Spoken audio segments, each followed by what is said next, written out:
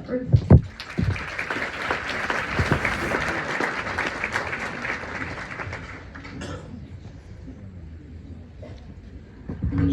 All right, good afternoon. How are you all? When I say all good, y'all say all good. All good? All good. All good? It's all God. So it's all good. I'm excited to be here. Melissa, thank you for the opportunity to share for this group. I've been excited to be in front of you. I want to thank Joe for recommending me. If I seem nervous, it's because I am. Public speaking is my greatest fear. You should have saw me in my room. I was shaking like booty meat before I came down here. I speak over 200 times a year around the world. Last month made 19 years that I've been facing my fear for a living. I've spoken on every continent on the planet except Antarctica. I'm waiting on the polar bears, Eskimos, whoever down there to give me a call. Man, this is a unique time for me because my main markets are the U.S. military, pro and college football, and the guys specifically in the prison system on death row. You guys know this is championship week. 11 of the teams that I pour into are playing for championships. So I've done 5 keynotes in the last 3 days. But, no, don't clap for that. Pray for me. But I'm excited to be in front of you all, this team. And so if I'm not as fancy as you used to, it's because you guys are the only group that I dressed up for this year. I'm used to being in locker rooms or on bases or in prisons. So I put on some fancy clothes for you guys. I didn't even have a belt. I had to go buy a belt this morning just to talk to you all. I'm excited to share for the next few moments. I won't run out of story, but I will run out of time. And I want to make the most of my time. What I want to do is I'm going to kind of share an abbreviated version of my story because I'm hearing that's kind of what people expect to hear. So I'll share a little bit about my story so you'll know kind of who's in front of you, who I am. But I really want to get into my talk. I want to talk to you about one specific thing today that I prepared for you. What I've done is I've created some notes. I do it for all my teams. I've made notes on everything I'm going to say. Once I get into my talk, it should be in the notes. If it's not in the notes, I'll let you know. You may want to write that down. I'll make sure I get them to Melissa, and hopefully she has a way to get them to you guys through email, or we'll figure it out. My information will be at the bottom of those notes. So if I can do anything for you, let me know. I'll make sure I add my personal cell to it. That number is 24/7 like AAA. I've devoted my life to helping and taking light and love to the people and places that need it most. So I'm just gonna share my story. We'll get into the talk, and then I'll get out of your way. All good? All good. Okay, so the time is 1:06. My goal is 1:45, so I've got 39 minutes. Good at math, there we go. So let's roll. Where should I start with my story? Okay, most people ask, when did you know? That's what they try to figure out. Because I was blessed to play the game of football at every level, high school, college, and the National Football League. I probably don't look like I played in the league anymore. I've lost 115 pounds since I played. But I used to look like the devil's son-in-law, you know what I mean? And I lost it by running and swimming. I wish Ozempic was around then, but I lost mine the old-fashioned way, grinding. And had to give up some of my favorite foods. But I'm grateful, I'm healthy, I'm whole, and I'm happy this morning to be in front of you guys. But when I was playing the game of football, man, the people used to wonder all the time, when did you know? When did you know you were a game changer? When did you know you were a difference maker? When did you know you had exceptional talent? When did you know that you could leave your mark? And I always asked and pondered the question. I finally figured it out. And I figured out it was around the time when I was 14 years old. I was in a ghetto project department. There was nothing in the refrigerator but light bulbs and fingerprints. Now, when I say I'm from the hood, I mean it literally. Most people say they're from the hood, they're really from the hospital. My mother gave birth to me alone in a ghetto project department bathtub and then drove herself to the hospital. Think about that for a second. I was literally born in the hood. At 14 years old, I have a gun in my mouth, ready to blow my brain off its stem and out of the back of my head. And what took place in those next few seconds is what brought me into this ballroom in front of you all here this afternoon. Growing up in the struggle and extreme adversity, I was raised in the state of Florida. I'm from the bottom of the map. I was raised with 15 brothers and sisters. That's what most people say when I say that. Golly, I've got 9 brothers, 6 sisters. How many brothers do I have? How many sisters? Y'all a sharp class. I love it. 9 brothers, 6 sisters, but I was raised by this one mom and she works 2 jobs. Now there's a way you can help me for the rest of our time here. If I say anything that connects to you, if I say anything and you say, Shep, I can relate to that. Shep, I needed to hear that. Shep, you're talking to me, brother. If I say anything that connects with you for the next few moments, I need you to let me know that, like my teams do, by saying, hey. So if I say anything real for the rest of our time here, if I say anything that says this dude must be following me on Facebook, man, he's all in my business right now. If I say anything that relates to you, connects to you, you're going to let me know that by saying what? Hey. Okay, we're on point.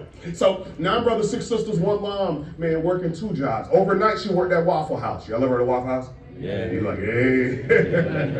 During the day, she worked at a gas station. So how many brothers? 9. How many sisters? 6. How many mamas? 1. How many jobs? 2. Guess how much money? Yeah, we grew up poor. We couldn't even afford the R. We were poor. That's how I grew up. It's a life I live right here in this America. I'm from the home of the free and the brave, but I suffered in this America. When I say I grew up in extreme poverty, maybe it's a poll you don't know. Maybe you don't know what it's like to have to go to school early in the morning and wash your face and brush your teeth in the school's bathroom because you would have no water at home, but I know all too well. Maybe you don't know what it's like for your mother to pile her children up in an Astro van and you got to sleep in a grocery store parking lot because you have nowhere else to go, but I know all too well. Maybe you don't know what it's like to go 4, 5, 6 days at a time with no food. Most kids, their favorite time of the year are summertime and winter break because what? School's out. I hated when school was out because many times that free lunch I had at school was the only meal I ate all day long. Maybe you don't know what it's like to tear a page out of a magazine and eat a piece of paper imagining it's a meal, but I know all too well.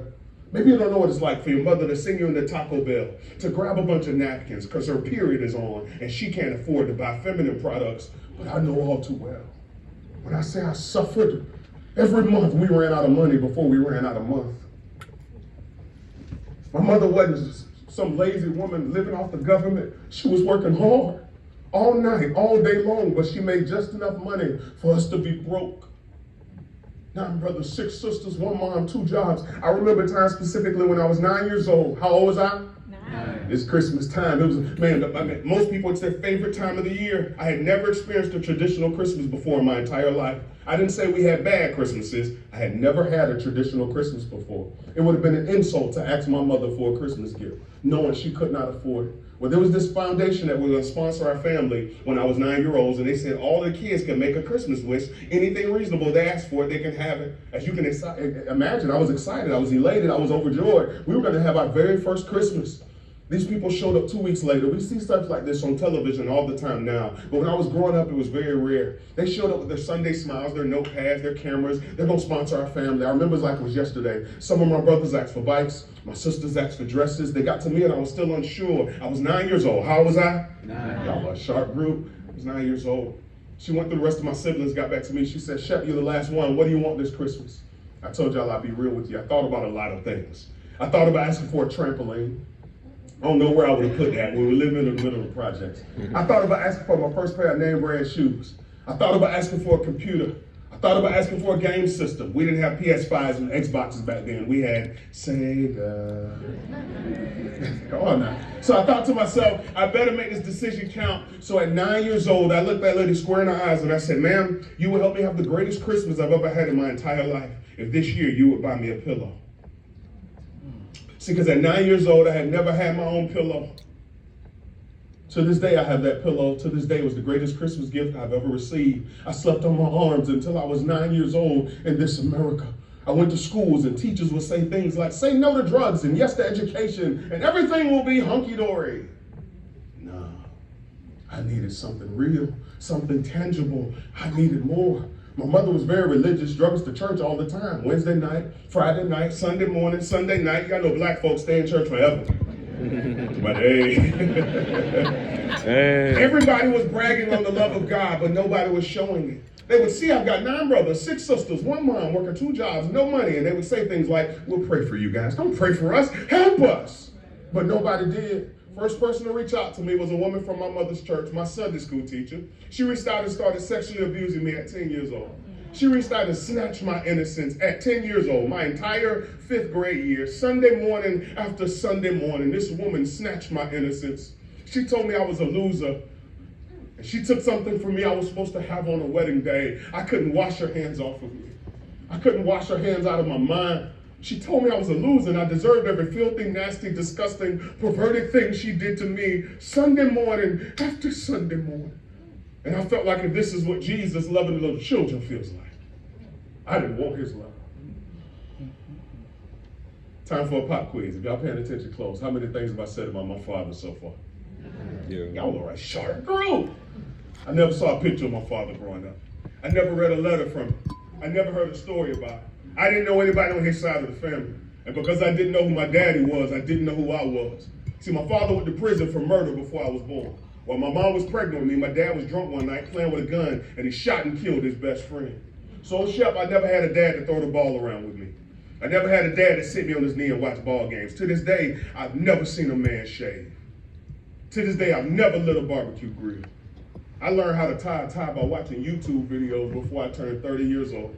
I run into some athletes tell me that dad's too hard on them. I tell them I wish I had a daddy to be too hard on me. All I had were 9 brothers, 6 sisters, 1 mom, 2 jobs, and absolutely no money. For 12 years of my life, I knew nothing about my father because I didn't know my daddy, I didn't know me. I was a trouble kid. I went to 7 elementary schools before I was in the 3rd grade. I had no respect for anyone or anything. Teachers who didn't even believe in God would be praying the first day of school. Please don't let that boy be in my class. I walk into class, they say, darn it, I gotta earn my money this year. I had no respect for anyone or anything. I hated myself and I wanted you to hate me too. Put me out of your school, teacher, principal. Kick me out of your class, teacher. I hate me. I don't think I'm worth loving. I don't think I'm worth reaching out to. When my father went to prison for murder that year, there were 3 women pregnant from him. I was born in August. My brother Dante was born in October. My brother Larry was born in December. 3 brothers born the same year from 3 different women. We call that ghetto triplets. My father was released from prison when I was 12 years old, and the first time we ever met, they took me to the city of Eatonville, historic town. Zorinil, Hurston is known, home of Deacon Jones, Clinton Dix. They're having this huge block party in the city of Eatonville. This guy's gonna take me to meet my dad for the first time. We pull up, there's a huge crowd, they're barbecuing. Y'all know black folk on barbecue. There's loud music playing, big block party going on. He walks me over to my father. I have been waiting my entire life to meet my father. See, my father never blessed me. He never told me who I was or what I could be. See, it's hard to defeat a man or a woman who knows who they are and what they're here to do. If you can help those that are in and around your leadership know who they are and what they're here to do, that's not even knows. It's hard to defeat a man or a woman who knows who they are and what they're here to do. Life will open up to you. I was looking for identity. I was looking for purpose. I needed to know who I was. This guy walks me over to my father and he said, "Cut, this is your son, Shep from Elaine." He had to say which one I was from because there was 3 women pregnant that year. He shook my hand and kept running this conversation. He didn't say a word to me. My life spiraled out of control. I had no respect for anyone or anything. I'm this troubled kid. I'm getting in trouble. I'm bullying. I'm wilding. I'm getting suspended 10 days at a time. They don't know what to do with me. I'm on a rampage. I hate me. I want you to hate me too. And I was trying to kill myself. I was playing a pickup game of basketball in the 9th grade at 14 years old. 14 was a big year for me because that was the year my mother came home with tears in her eyes and she asked me to be the man of the house. Because all of my siblings who were older than me went to prison for drugs or violent crimes, including my sisters. So I went from the middle child to the oldest child who wasn't incarcerated. When she asked me to be the man of the house, that was like an oxymoron because I had never seen a man in my house. And I didn't know what being a man was. For the time being, it meant taking care of my young siblings, and I had to step up and look after my younger brothers and sisters. My youngest brother was born with a hole in his heart. Anytime somebody wanted to hold him, you got to put this bag over your shoulder. These cords are connected to his heart. His breathing would stop in the middle of the night. I don't care what state you're from. Everybody state do statewide testing, right? And what happens is the teachers used to tell us the same thing. They say, tomorrow morning, or tonight, make sure you get a good night's sleep, and tomorrow morning, eat or go what? Breakfast. I haven't had breakfast all year. What makes you think I'm gonna have one tomorrow? I just needed something more. There are people in and around your life who need a little bit more. That's what you're here for. You're in unique situations and places where you could do for one what you wish you could do for all. But you just take those that have been assigned to you, those in your circle of influence, those in your community. And I'm not just talking about the students. I'm talking about those that work alongside you, those that have rolled their sleeves up and been laboring with you. Sometimes, and I'm not just talking about folks back where you're from in those towns, in this room. I'm not talking to everybody, but I'm talking to somebody. And there's somebody in this room, people around your table have no idea how hard you had to fight just to get in this room this morning. And you look good in here, but I understand you could be dressed up and messed up. And people have no idea how hard you're fighting to stay afloat, how hard you're battling to stay in purpose and on purpose. But I'm confident beyond reason that I've experienced the things that I've experienced in my life to stand here flat-footed this afternoon and let you know that every storm runs out of rain. It won't be this way always. Tough times do not last. Tough people do. I'm not telling you what I heard. I'm telling you what I know. I've experienced it for myself. I told you I don't have time to tell you my whole story, but I will give you the key parts because I don't want to just leave you in despair. So here I'm, ninth grade, 14 years old, I was playing a pickup game of basketball. My best friend died in front of my face. He had a heart attack, some kind of heart condition he had. When he collapsed, his teeth went into the court, which caused a pool of blood. He lay face down. Ninth grade, 14 years old. I'd never played organized sports before. But we were playing this pickup game of basketball. My best friend dies. 7 days after he died, I decided I was going to take my life. So we are now where we began. I'm in the ghetto project apartment, gun in my mouth, ready to blow my brain off the stem and out of the back of my head. On my way to commit suicide, I was in the backseat of a car, and there's a wall. You can Google it later. It's on Hiwassee. It's a popular road in Orlando, not far from Universal Studios. If you drive around Hiwassee, there's a bunch of businesses, housing developments, and then there's just this wall. Ugly fish. They got it painted on it going one way. They got them sharks, piranhas, barracudas, a bunch of ugly fish. What kind of fish? Ugly. What kind of fish? Yeah, like you. Ugly fish going this way. Then there's one fish. How many fish? One. Going the other way. We see it on the back of people's cars all the time. There's a quote above that picture, 4 words on the side. They changed the game. The quote above the picture is, don't be conformed to this world, but be transformed by the renewing of your mind. The 4 words on the side of that picture say, go against the flow. What does it say? Go against the flow. One more time. Go against the flow. You know what I found out? You don't have to be alive to go with the flow. You don't have to be alive to be like every other school in the state.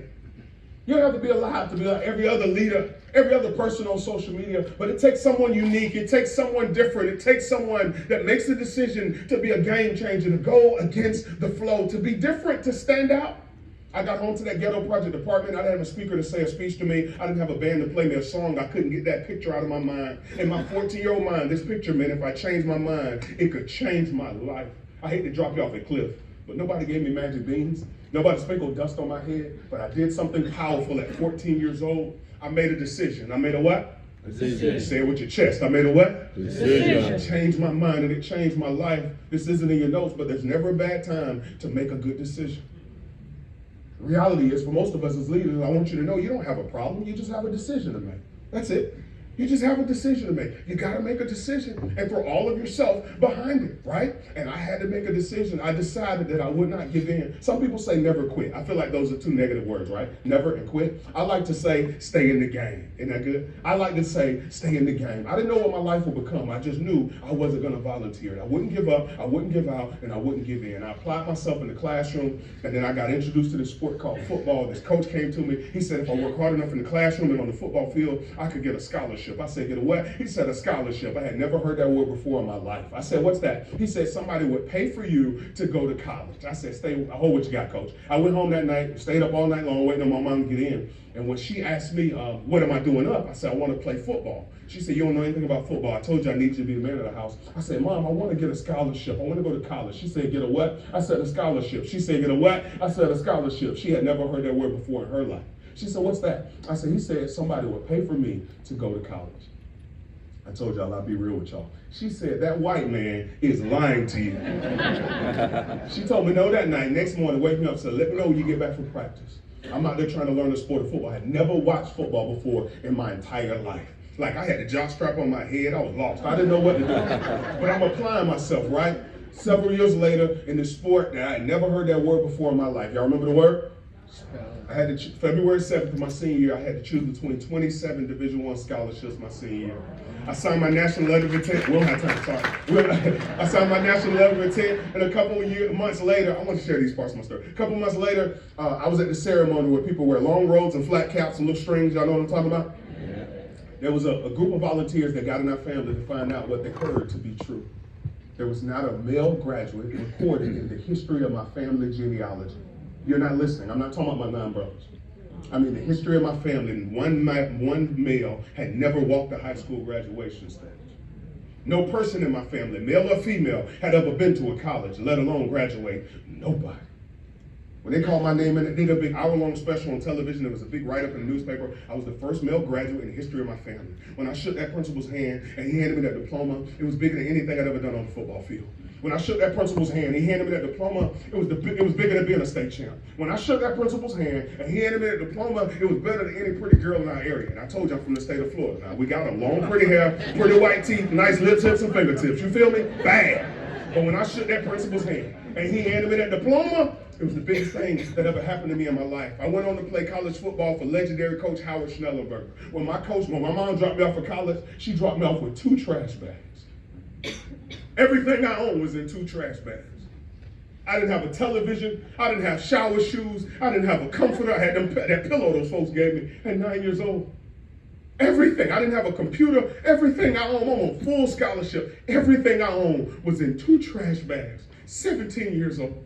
I left 4 years later with 2 degrees. A degree in corporate communication, a degree in sociology. I even got a minor in ethnic studies. And at 21 years old, I made my first $1 million and signed my first contract in a National Football League. In a lot of people's mind, I went from zero to hero, but it had nothing to do with how strong I was. Had nothing to do with how fast I was. Had everything to do with a decision I made at 14 years old. I changed my mind and it changed my life. I'm not talking to everybody, but I'm talking to someone. And there's someone in this room, you have no idea that the decision you make this week could literally shift your life for the rest of your life. I made a decision that I wouldn't be a victim anymore. I gave up that stinking thinking. I had to stop thinking like Eeyore. Don't play me. Y'all know Eeyore from Winnie the Pooh. Nobody cares about Eeyore. Nobody at all. I had to decide that, you know what? I won't give up, I won't give out, and I won't give in. One of the people that helped me with that is a guy named Sean Alexander. I don't have time to tell you the beautiful version of the story, but this college athlete, when he was still playing ball at Bama, worked at a camp in North Carolina. I had never been out of the hood before in my entire life. 2 older white guys from my community sent me to a camp. They put me on a charter bus out of Florida, sent me through Georgia, sent me through South Carolina, up 85, up through Travelers Rest, and to Black Mountain, North Carolina. I had never been out of the hood before in my entire life. My camp counselor, he was from Kentucky, but he was playing ball in Alabama. His name was Sean Alexander. This is before he was the NFL's MVP. This is before he was a $64 million man. This is before he was on the front of Madden. This is before him and his wife Val last year just had their 13th child. Wow. You know what's crazy about that? They never kissed before they got married. I said, boy, you've been making up for it ever since. Boy, 13 kids. Second day of that camp, Sean pulled me aside and he said, can I speak to you for a second? I said, cool. Sean didn't grow up like me, but he pulled me aside. He said, Shep, I love you. My legs locked in place, tears started streaming from my eyes. I had never heard that from a man before in my entire life. My mama had never told me she loved me. He told me he loved me. I'm standing frozen. I can't even move.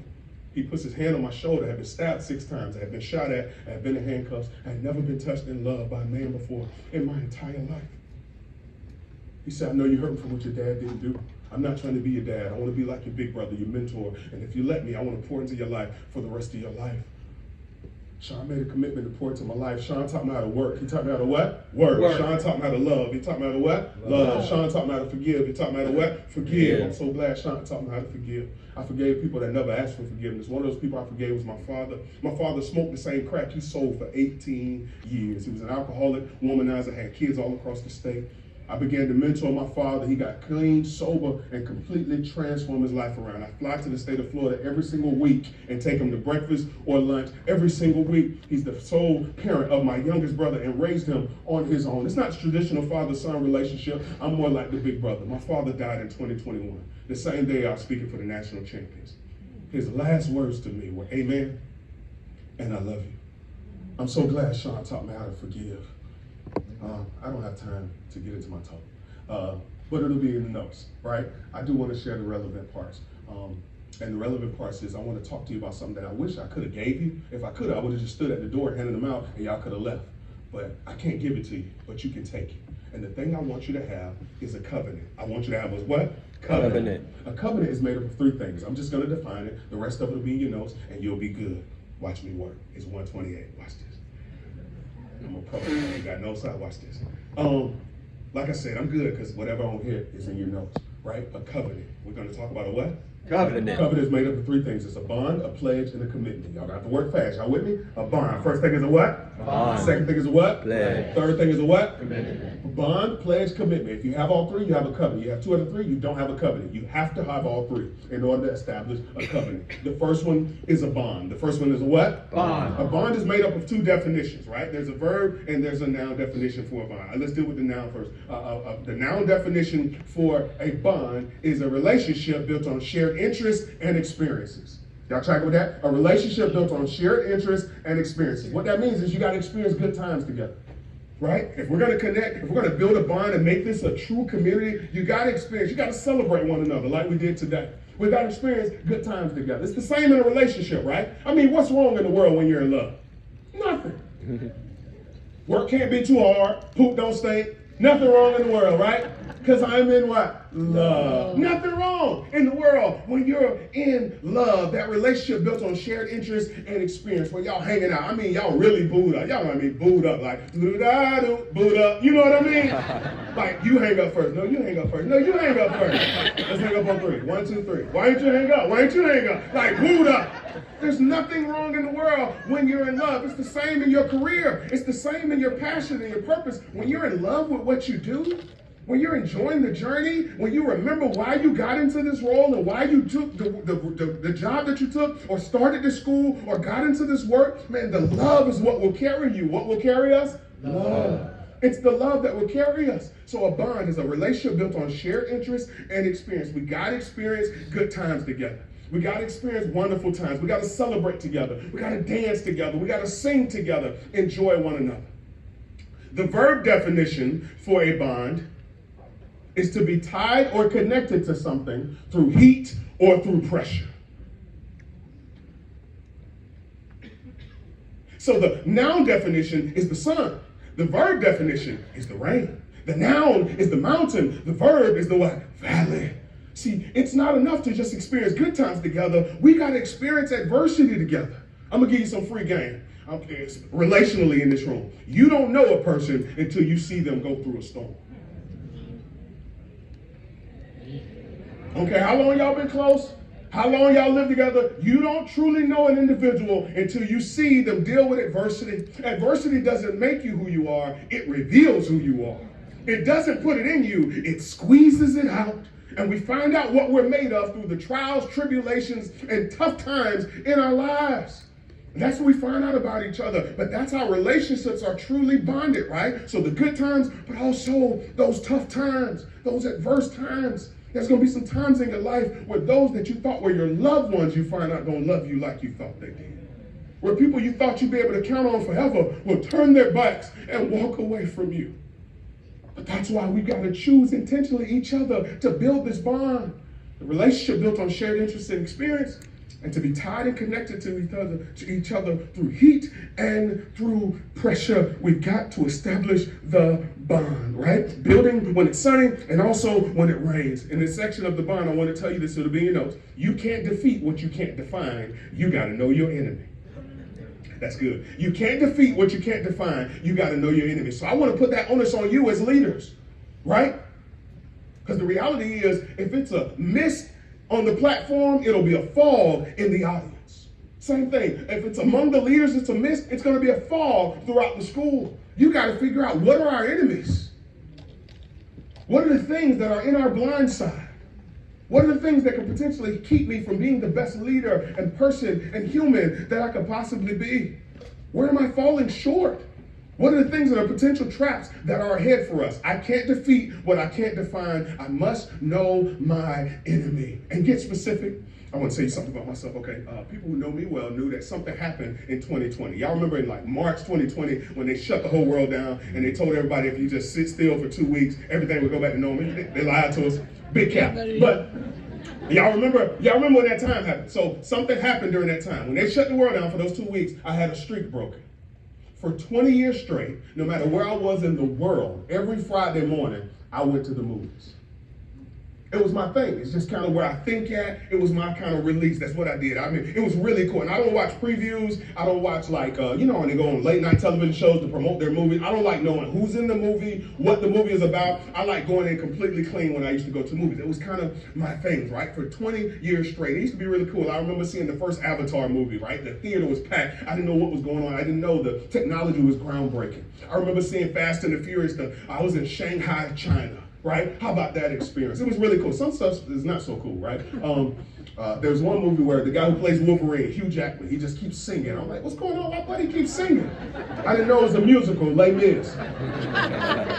There's another movie called Brokeback Mountain that has some surprises I didn't see coming. So that was my thing, right? Going to the movies every single Friday. There's a movie specifically that's based on a true story, a guy named Aaron Ralston.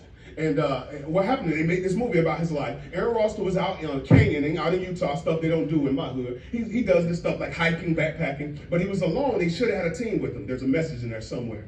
He should have had a team with him, but he went solo. Aaron Ralston is out and he's canyoning. He has an accident. He's backpacking, falls down into a cave. These boulders fall in on him. They crush his arm, and his arm is crushed between the wall of the cave. And he's stuck literally between a rock and a hard place. He could barely maneuver himself. Aaron Ralston stuck in this position for 5.5 days. Very little food, water, no way of communication. His life flashing before his eyes. He has a desperate idea in the very fourth quarter. He realizes based on the rocks in the bottom of the cave, he can leverage himself just enough to lean against the wall and break his own arm. Then he took a dull pocket knife and he severed through his skin, his tendons, his ligaments, and he amputated his own arm. Welcome to the Chef Show. Bleeding out, he's able to free himself from that position. He hiked over 8 miles to civilization, but he survived. And the name of that movie was 127 Hours. I remember sitting in the movie asking myself, what would make a man cut his own arm off? Especially when you consider psychologists believe if a person's mentally stable, they shouldn't be able to bite the skin between their index finger and that thumb. Your skin right there, you shouldn't be able to bite it until it bleeds. It's their whole belief about self-preservation. I knew someone would try. If you're at a table,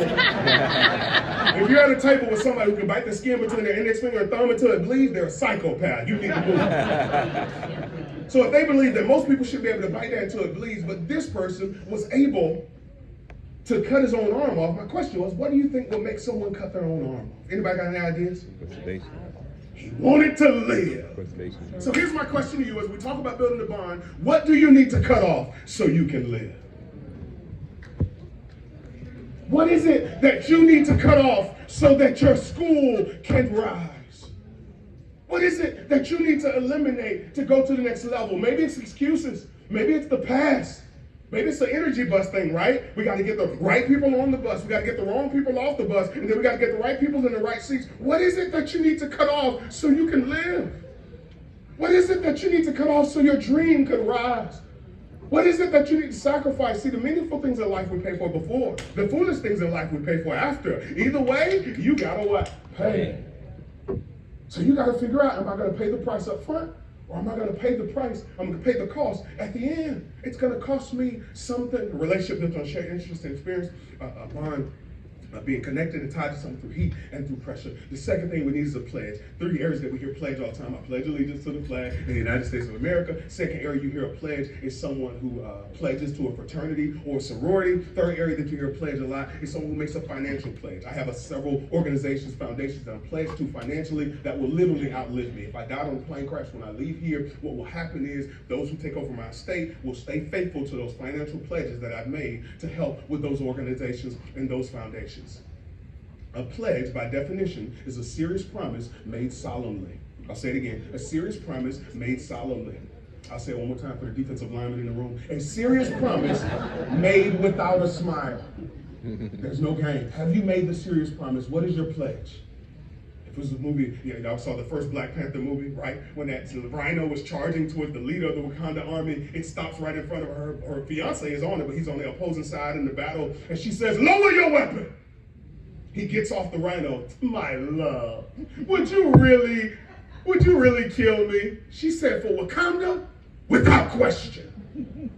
I won't do that again. So he comes up, it's charging on her. He says, "My love, would you really kill me?" She said, "For Wakanda, without question."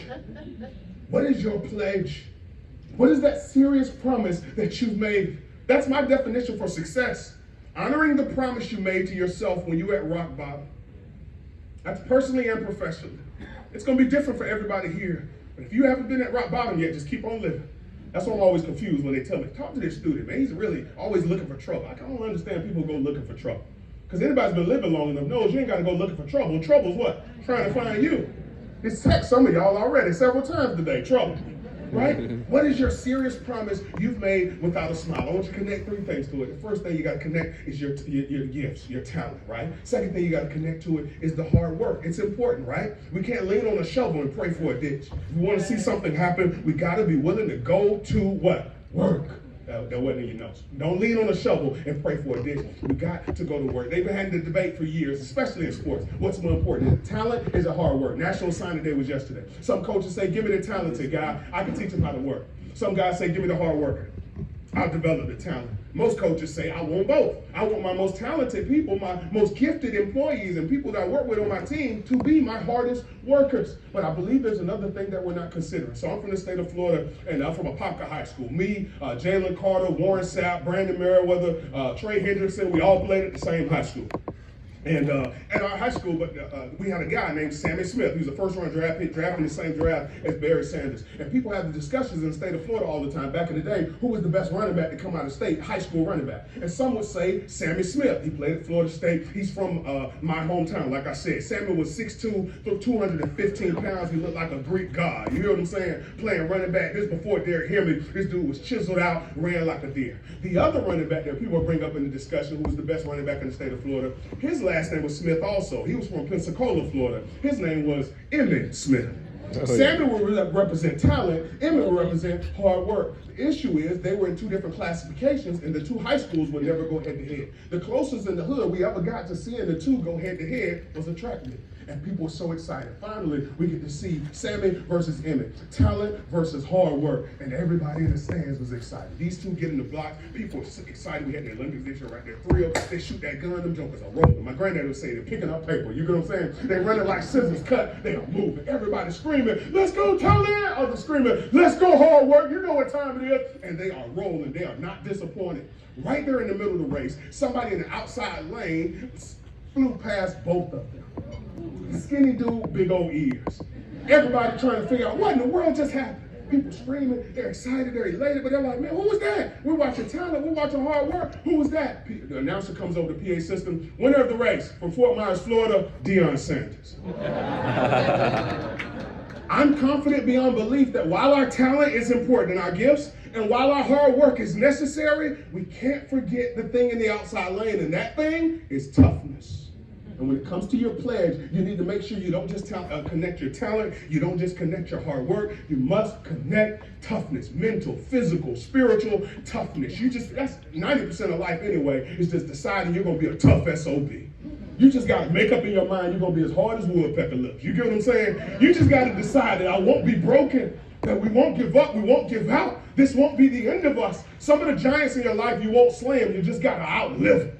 It's okay though. If you make a decision that our pledge is serious, and when it comes to this, when it comes to my school, when it comes to loving these students, when it comes to making an impact, without question. We have a bond, we have a pledge. The third and final thing is you need a commitment. You need a what? Commitment. Some would say this is the easiest thing. I'm confident beyond reasons most campuses have made a bond, spent good times and bad times together.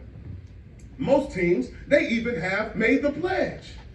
It's on t-shirts, it's all on the wall, everybody can repeat it. Where we drop the ball is when it comes to the what? Commitment. Commitment has 2 halves to its definition. I'm confident we missed it on the second half. The first half of the definition of commitment, the first half of the definition of commitment, and I'll make sure it's in your notes so you don't worry. I want you to be able to see it. It is to being dedicated to the cause. The second half of the commitment definition says having an obligation that restricts my freedom of action. Y'all caught that? Some of you caught it quickly. Dedication to the cause. That's how most of us define commitment. But true commitment means not just dedication to the cause, but having an obligation that restricts my freedom of action. Dedication is what you're willing to do. Obligation is what you're willing to not do. Dedication is what you're willing to submit and sacrifice and give.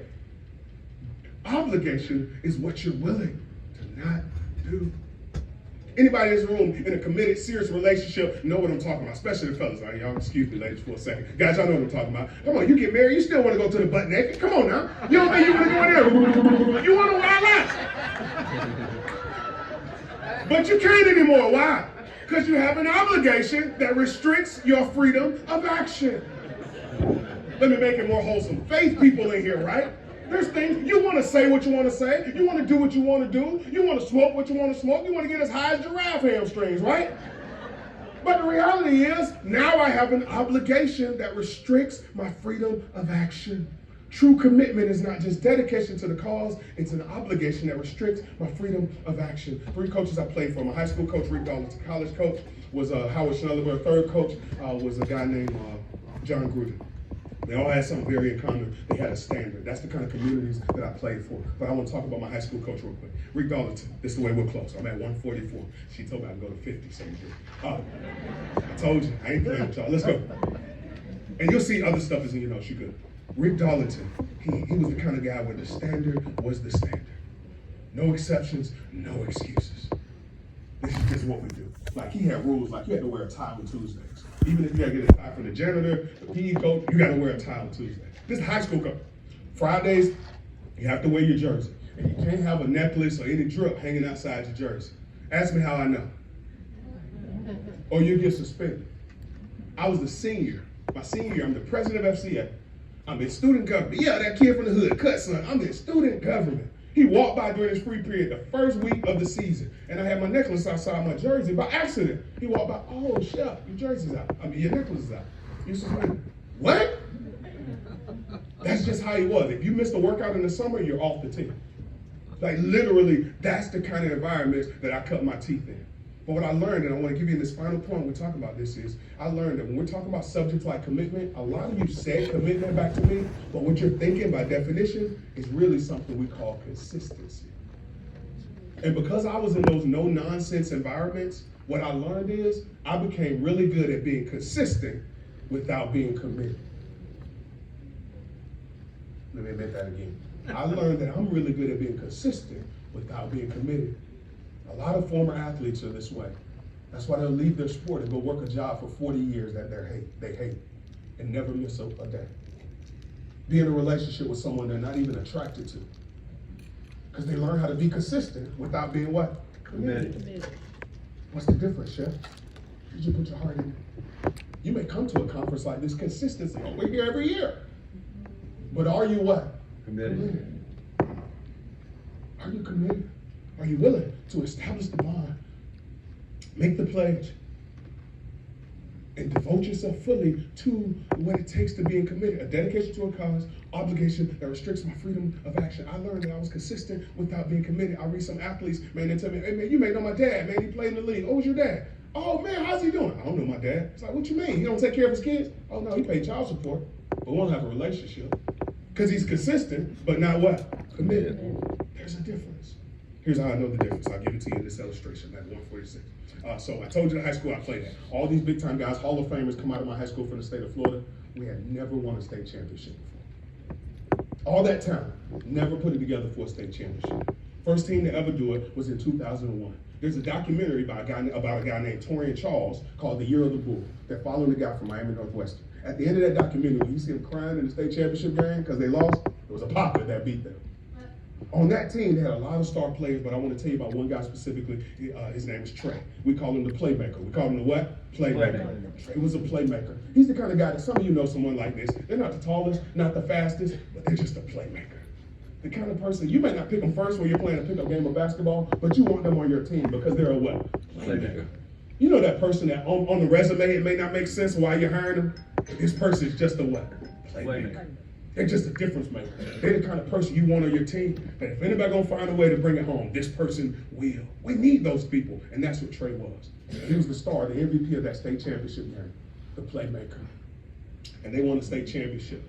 The first one in the history of our high school. He put that state championship ring on his right hand. Hold it up for me. State championship. Anybody here a state champion? Let me see what I said. Okay, come y'all. Put the state championship ring on their right hand. He goes off to college as a true freshman, gets a college scholarship. They signed 30 guys off that class that went to college on scholarships.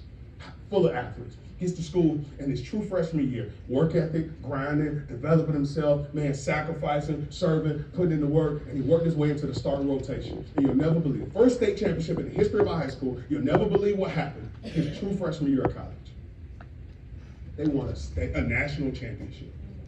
And he put that national championship ring on his left hand. Hold that for me. National champion. Come on, that's a little heavier now. Come on now. You want your team to have a national championship. So that summer, they're out on a little John boat, him and one of his teammates. They have an accident. The boat flips over, capsizes, Trey goes into the water. His teammate says that the boat flipped over immediately. As soon as he came up, he was right next to the little John boat. He's able to hold the boat. He's looking around for the playmaker. The playmaker, Trey, is under the water. He's got the state championship ring on his right hand, hold it up for me. National championship ring on his left hand, hold it up for me. And he pulls with both hands to pull himself up. Nate, help me, man! I'm scared! He said, just calm down, Trey. I'm going to find this oar. I'm going to reach it over to you good. And before he could look back again, Trey went under the water. He said the next few seconds felt like an eternity. But Trey, this is the playmaker. He's going to find a way. He's got a state championship ring on his right hand, hold it up for me. National championship ring on his left hand, hold it up for me. He pulls with both hands. Let's pull. I'm scared. I don't want to die. Stop talking like that. We're going to be okay. And he goes under the water again. Finally, with all his strength left in him, state championship ring on his right hand, national championship ring on his left hand, he pulls with all his might. Let's pull. Come on. I'm not going to make it. It's always going to happen. And he went down into that water. We didn't have social media like we have now, but word spread fast. Everybody's praying and believing for the best. The playmaker was going to be okay. There's a group of volunteers and different people from the community in the college town got to the side of the lake. Everybody's watching as the police are searching the lake looking for his body, and they pull his muddy body from the bottom of that lake later that night. They had this funeral in the state of Florida, in our hometown, the biggest church, this big church Trinity, the biggest building that we can have it at in my small town. And everybody comes, all his teammates show up with their state Letterman jackets on and their state championship rings on their right hand. All his college team gets flown in. They show up with their national championship gear on, and they got their national championship ring on their left hand. My coach let me go back to go visit and pay my respects. We get there, they're having the ceremony. I go around the front, I shake his mother's hand, I shake his father's hand, I shake his sister and brother's hand, and now I have a decision to make. I gotta decide if I'm gonna go view this body. I lean over my left shoulder and I go to view the playmaker. They have him stretched out in a casket. They have the state championship jersey pinned on the inside of the jersey, the casket. They have his national championship jersey on the outside. They have 3 cards from the deck of cards, 3 aces from a deck of cards laid out on the casket because they called him Trey. They have his hair braided back, him suited and booted. They have a state championship ring on his right hand, hold it up for me. National championship ring on his left hand, hold it up for me. And he had both hands across his chest. And I'll never forget standing over that casket, thinking to myself that in the moment when his life mattered most, it did not matter what was on his fingers. What mattered was what was in his what? Heart. Please hear me with your heart, not just your ears. I want you to do well. I want you to do good. I want you to be ranked high. I want you to give kids great scholarships and do awesome things and get trophies and awarded and recognized. But the most meaningful thing you will do in your life will not be banners, trophies, and plaques. The most meaningful thing you will do with your life every week, every month, every single day are going to be the things that you do from your what? Heart. That's the difference between being consistent and being committed. You must put your heart in it. Put your heart into building and making the bond. Put your heart into making the pledge. Put your heart into making the commitment. And if you do all 3, you will have a